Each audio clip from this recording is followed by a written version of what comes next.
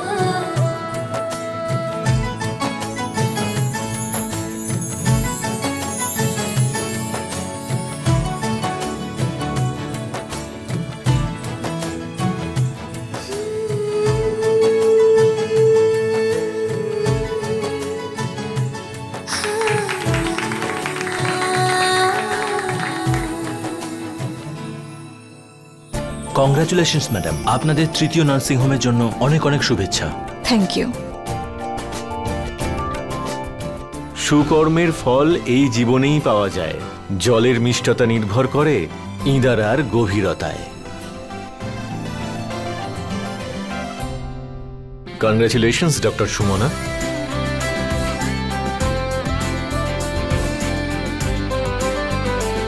Thank you. কলকাতার মতো বড় শহরে একটা নয়, দুটো নয়, তিনটে নার্সিং হোম ওপেন করলে তুমি। I am so proud of you. Thank you doctor Rajeev. আপনার সাপোর্ট আর মোটিভেশন না থাকলে এই সব কিছু পসিবলই হতো না। আর দেখুন, কেশবও তো আছে আমার lucky charm. Thank you so much. এসো, উদ্বোধনটা করা যাক। আপনারাও সকলে আসুন।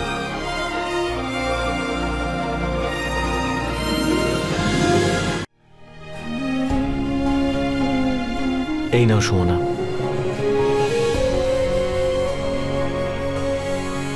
ডক্টর রাজীব, আজকের ইনঅগারেশন আমি আর কেশব দুজনে একসঙ্গে মিলে করব। আরে বাহ।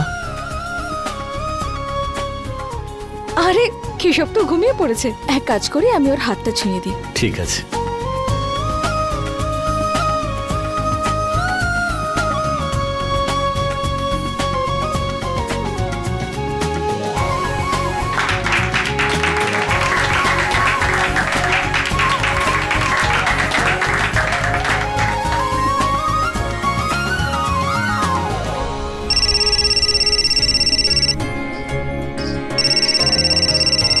মা ভিডিও কল করছে।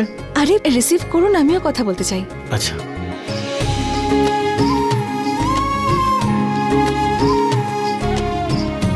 হ্যালো মা। কনগ্রাচুলেশনস সুমনা মা, আজ তোমার জন্য আর আমাদের জন্য খুব আনন্দের দিন। এই সব কিছুই আপনার আশীর্বাদে মা। আচ্ছা আগে এটা বলুন, আপনি কলকাতায় কবে আসছেন আমাদের নতুন নার্সিং হোম দেখতে? মা, আমি কলকাতায় আসতে পারবো না, তোমাদের তিনজনকে ভাগলপুরে আসতে হবে। এখানে তোমাদের জন্য একটা সারপ্রাইজ রয়েছে। আচ্ছা, ভাগলপুর?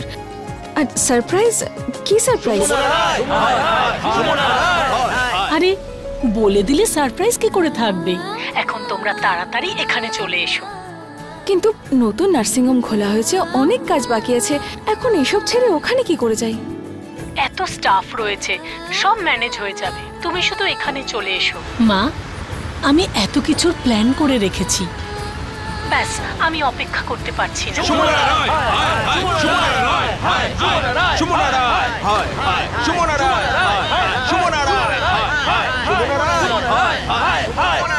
এই গন্ডগোলের আওয়াজ কিসের? মা কোথায় আছো তুমি?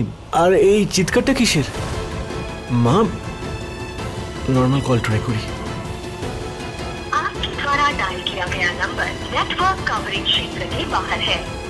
ডক্টর রাজীব, আমার একদম ভালো ঠেকছে না বিষয়টা, আরো একবার কল করে দেখুন না। হ্যাঁ।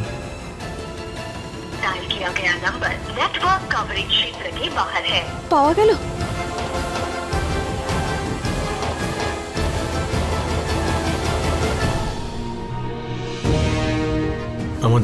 আমাদের ভাগলপুরে যাওয়া উচিত। ভাগলপুর?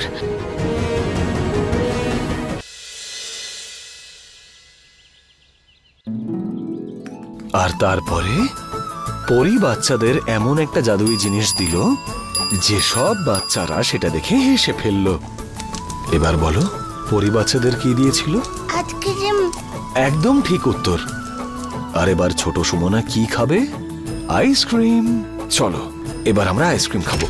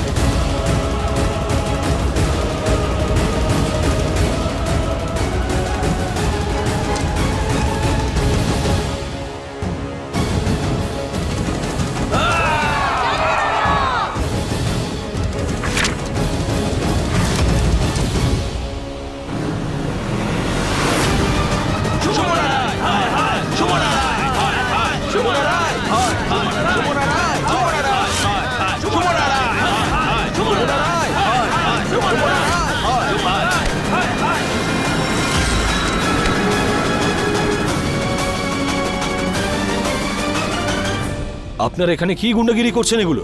এসব কেন বলছেন আপনি? যে সুমনা রায় আমাদের শ্রমিকদের জীবন বরবাদ করে দিয়েছে তার হয়ে কথা বলছেন? আর এরকম অবরোধ করলে আপনাদের সমস্যা মিটে যাবে। চল, যতক্ষণ না আমাদের চাহিদা পূরণ হচ্ছে এই হাঙ্গামা থামবে না।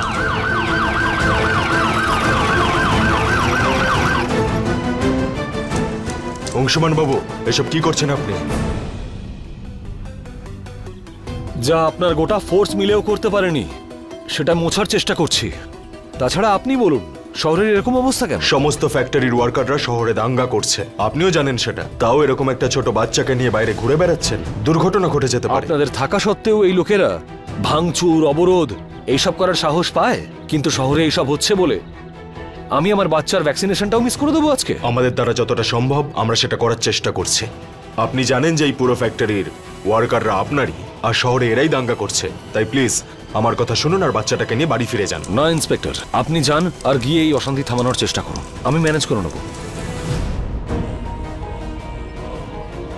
অংশুমান বাবু, সামনের গলিটা দিয়ে যাবেন না, কিন্তু পেছনের গলিটা দিয়ে যাবেন, আপনার জন্য সেফ হবে।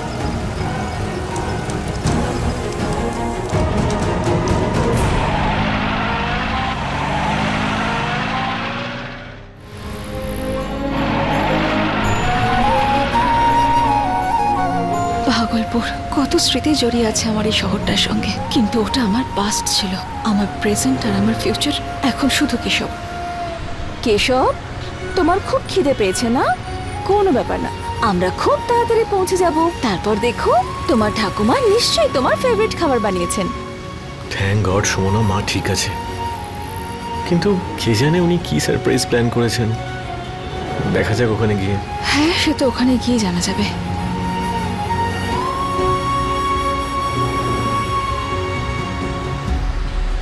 আরে দাঁড়ান। পুলিশ, আমি কথা বলে আসছি।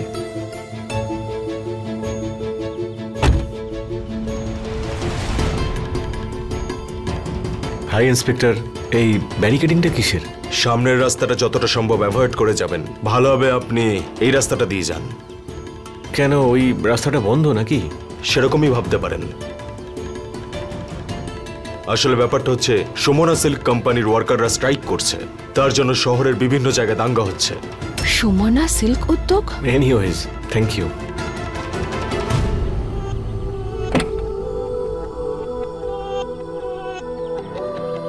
ডক্টর রাজীব, ওই ইন্সপেক্টর কি বলছিলেন?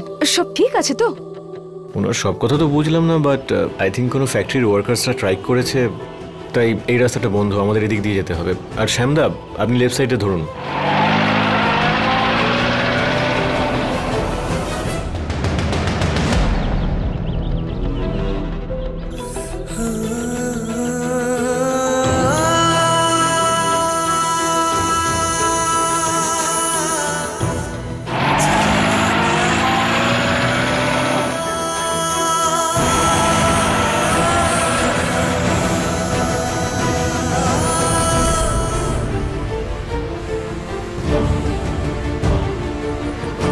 ডক্টর রাজীব কি এসব? আমার নাম লেখা রয়েছে আর এভাবে কেন লেখা? এখানে কিছু বুঝতে পারছি না। এই জানে সুমনা, আমিও কিচ্ছু বুঝতে পারছি না। What the hell is this?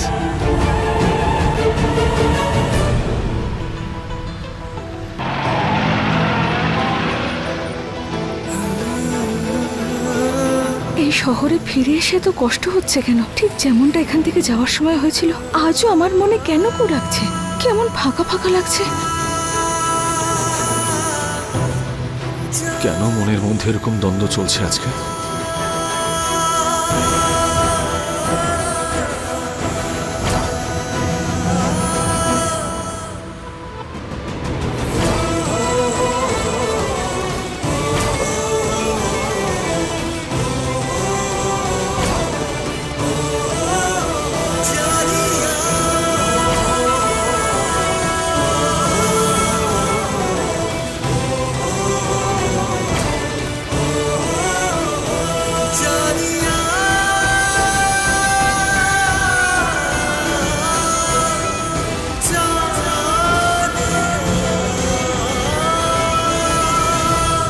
চলো আজকে আমরা এই রাস্তা দিয়ে যাব, ঠিক আছে?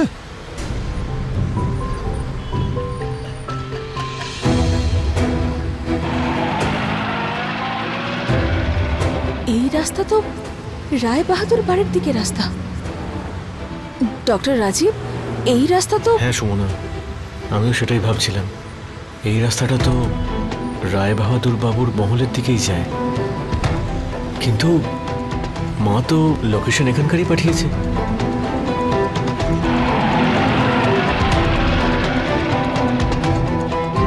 এসো।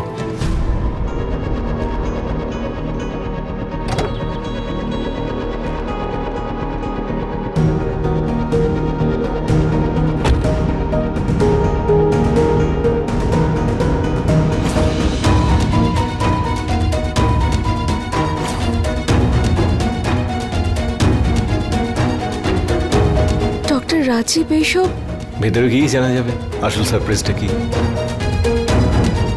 এসো।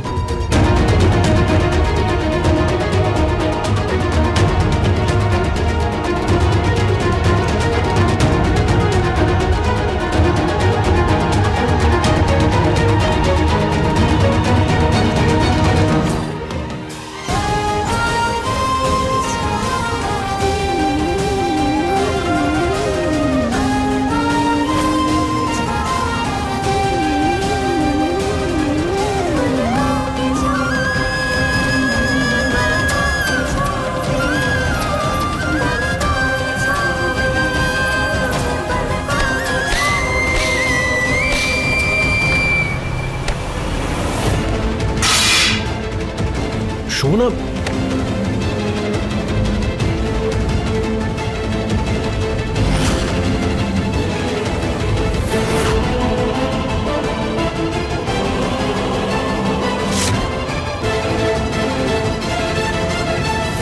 আমার মেয়ে পড়ে যাওয়ার জন্য নয়, ওপরে ওড়ার জন্য হয়েছে।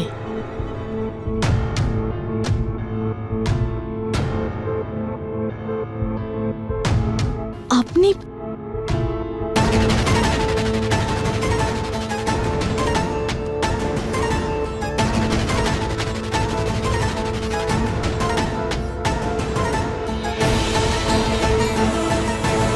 তোমার বাড়িতে তোমাকে স্বাগত সুমনা। এখন তুমি এখানে গৃহপ্রবেশ করো।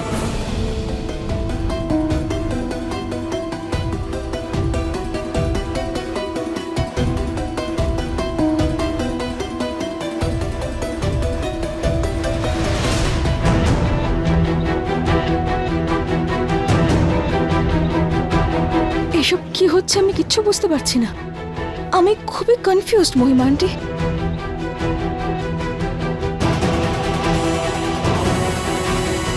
2 বছর হয়ে গেছে বিয়ে, কিন্তু আমার মন অপেক্ষা করছে তোমার মুখে মা ডাক শোনার। সুমনা,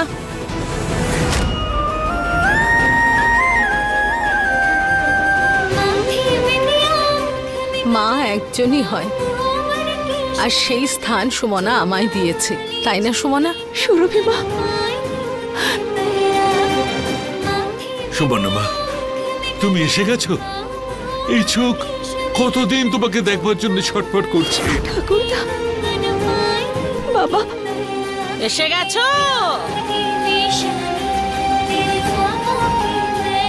আমি ওর ওপর রেগেছিলাম, কিন্তু ও সবসময় আমাকে বড় মা বলে ডেকেছে। সেই জন্য ওর দুটো মা, ছোট সুরভি মা আর আমি বড় মা। বড় মা?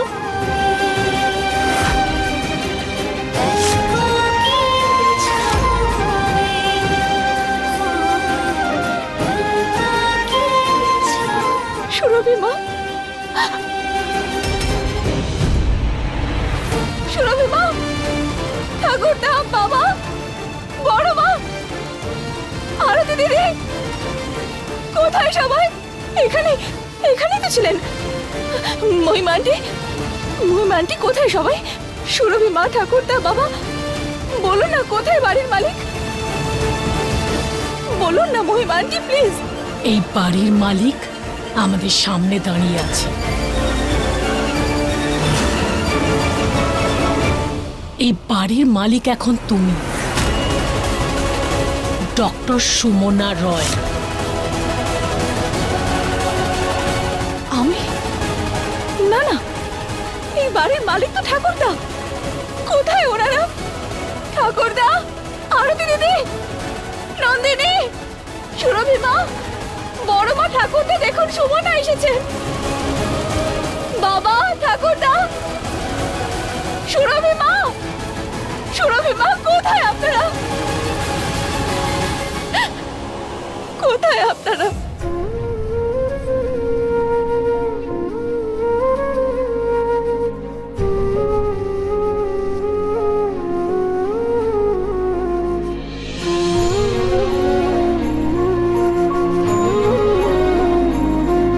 বাবা মশাই, আপনার ওষুধ তৈরি হয়ে গেছে। এটাতে খুব কাজ হবে আপনার। আর এখন থেকে দিনে দুবার করে এটা নিতে হবে আপনাকে। কি বলছো তুমি? তুমি চিন্তা করো না, আমি আছি তো। আমি বাবাকে ওষুধ দিয়ে দেব। এই ঘরোয়া টোটকা দিয়ে আর কিচ্ছু হবে না। গত সপ্তাহে গিয়েছিলাম হাসপাতালে, ডাক্তার এত বড় ফর্দ দিয়েছে ওষুধের, বড় খোকা আজও সেগুলো আনতে পারলো না। এই বাড়িতে তো বড়দের কোনো সম্মানই করে না কেউ, এখন তো ভগবানই আশ্রয়। আরে দিদি, একমাত্র রয়েছে অংশুমান, কত কিছু সামলাবে। আর সবাই জানে 4 মাস ধরে ফ্যাক্টরি বন্ধ, মাইনে পায়নি বেচারা। কার খরচা সামলাবে ও? মা, আমি তো কোর্টের থেকে কিছু টাকা রোজগার করছি, যাতে এই পরিবারের লোকেদেরকে আমি একটু সাহায্য করতে পারি। কিন্তু অংশুমান তো আমার থেকে কোনো টাকা পয়সাই নিতে চায় না। আপনিই বলুন আমি কি করব? আমার কপাল এতটাই খারাপ, এই পরিবারের একজন সদস্য হয়েও শুধু একজন অচেনার মতন জীবন কাটাচ্ছি। এবার তোমরা চোখ থেকে জল আর নিজেদের এই কথা বন্ধ করতে পারো। বাবা, তোমার ওষুধ, ওর ভ্যাকসিনেশন হয়ে গেছে। খুব কান্নাকাটি করছিল, হয়তো ঘুম পেয়েছে। ভেতরে গিয়ে ওকে ঘুম পাড়িয়ে দে। চলো মা, গিয়ে ঘুমোবে তুমি।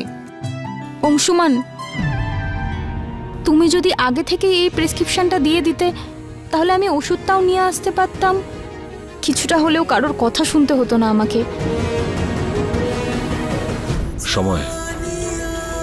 সময়ের কাজই হচ্ছে বয়ে যাওয়া। ভালো হলে ধন্যবাদ জানাও, আর খারাপ হলে ধৈর্য ধরো। আর এমনিতেও এটা আমার পরিবার, এখানকার খরচাও আমার, আর এদের সমস্ত দায়িত্বও আমার, আর সেই দায়িত্ব আমি পালন করব। তাই তোমার বেশি টেনশন করার কোনো প্রয়োজন নেই। তুমি কতটা দায়িত্ববান এই পুরো পরিবার কি, পুরো শহরটা জানে। তুমি নিজে কিছু না চিন্তা ভাবনা করে নিজের কোম্পানির সব শেয়ার অন্য কারো স্ত্রীকে কি করে দিয়ে দিতে পারলে তুমি?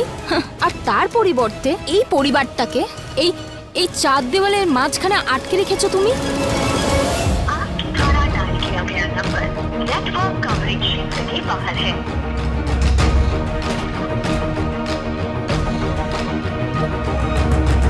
অংশুমান, নন্দন, আঁচল, কাউকে ফোনে কেন পাচ্ছি না? আমার কিচ্ছু মাথায় ঢুকছে না, খুব ভয় করছে আমার। মহিমা আন্টি, মহিমা আন্টি, বাড়ির সবাই হঠাৎ করে বাড়ি ছেড়ে কেন চলে গেলেন? আর কোথায় গেছেন ওনারা, আপনি কিছু অন্তত জানেন? সুমনা, একদিন হঠাৎ আমার কাছে রিয়েল এস্টেট এজেন্টের ফোন এসেছিল, আর তার থেকে খবর পেয়েছিলাম কিছুদিন আগে ওনারা এই বাড়িটা বিক্রি করে দিয়েছে। আর নতুন মালিক তারাও এই বাড়িটা বিক্রি করতে চাইছিল। এই বাড়ি বেচে দেওয়ার পেছনে নিশ্চয়ই কোনো বড় কারণ রয়েছে, আর যতক্ষণ আমি সেই কারণ না জানতে পারছি ততক্ষণ আমি শান্তি পাবো না।